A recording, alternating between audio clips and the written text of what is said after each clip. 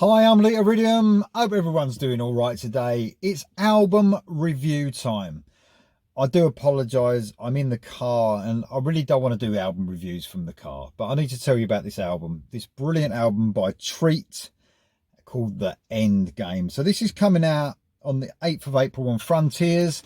It's their 9th studio album from this Swedish band. This is produced by Peter Manson. He's produced a few of their albums, and I've got to tell you, this is a great production on this album.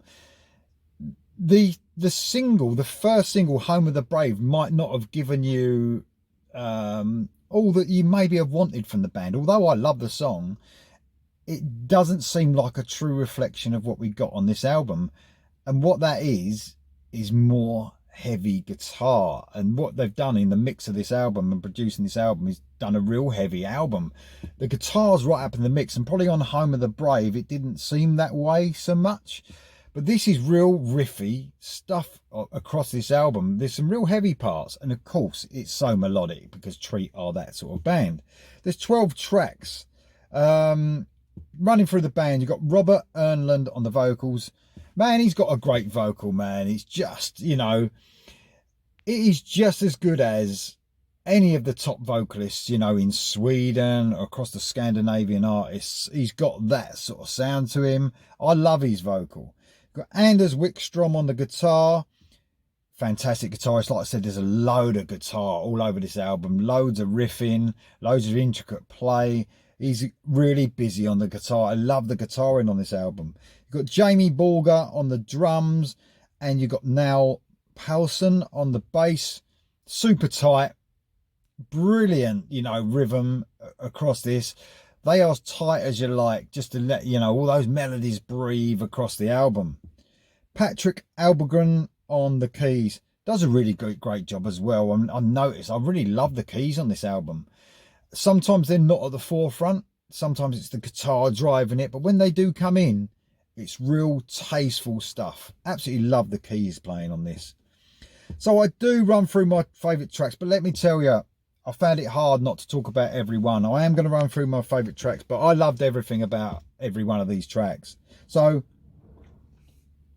excuse me about the tea. I'm on break. The first track, Freudian Slip. I think that's how it's pronounced.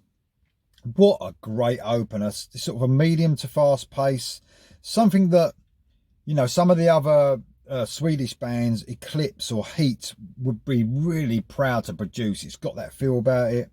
It's an up-tempo rocker that just comes at you as an opening track should. It's so melodic, hooky, and most importantly, there's so much energy in this. They sound really hungry. I love this opening track. It's a dynamic opener to a dynamic album. The next track I want to talk about is Rabbit Hole.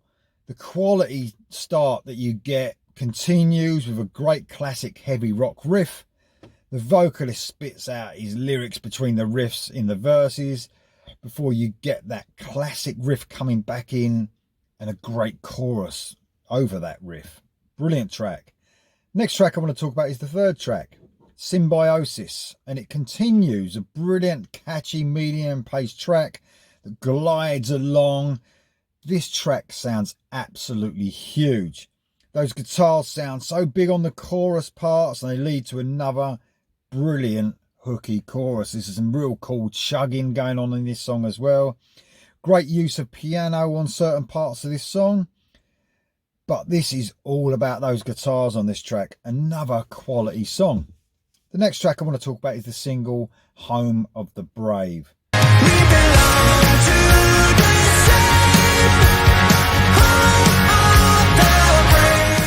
This was the first single, and without a doubt, a brilliant choice for a single. I would say the three songs before this were a lot heavier, but there's no denying that it's such an infectious song. It's so catchy. A brilliant galloping track that just hits the spot. It's a perfect single, just like a single should do. It should hit every spot, the first release. Excellent song. The track I want to talk about is Both Ends Burning. This is a point that you realise there's going to be no let up on this album, and it's going to be a great album. This is a huge sounding song again. Some really heavy riffing comes in and out of this excellent heavy rock track. The chorus is as catchy as anything you've heard so far on the album. Again, this is more than matches any band that's coming out of Sweden at the moment. You know, this is a great album. The next track I want to talk about is Wake Me When It's Over. This is a great track that is filled with some brilliant guitar melodies throughout. For me, there is slightly more modern feel to this one in places, but obviously the melody is just ramped up to the max like it is on every song. Jesus from Hollywood is the next song I want to talk about. We get some piano and choir parts kicking this off before another harmonising fueled chorus hits big once again. Some almost Angus Young inspired guitar parts come in again and, you know, now and again. Sort of brilliant, giving it a different feel, if you like, to what we've heard so far.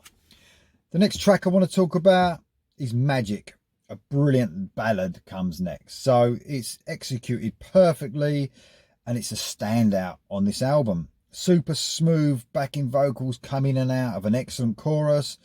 A folky inspired guitar solo just tops off a brilliant ballad. The next track I want to talk about is the second single, Carolina Reaper.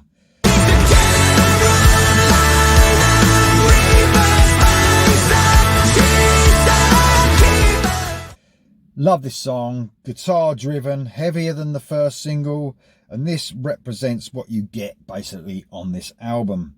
More than Home of the Brave does, I would say. What an excellent track. And the last song I want to talk about is the last song on the album, To the End of Love. I love it when a band closes with an epic track. This is a 6-minute and 17-second long track, longest track on the album. Slow to medium pace, this one. We get a great bass line with tinkering piano parts and some brilliant understated guitar parts as well, which lead to another, you guessed it, huge chorus. There's quite a musical passage just for a few seconds with keys halfway through before going back into the track again and closing with piano, making this such an epic song to close on. What a great album this is by Treat. Absolutely love everything about it. The Endgame, this is a must buy. Honestly, it just matches, like I said, any of the great talent that's coming out of the Scandinavian artists at the moment, for sure. It's top notch. Make sure you pick this one up. It's out on the 8th of April on Frontiers. Treat, the Endgame. Let me know if you're going to get it, and I'll see you next time.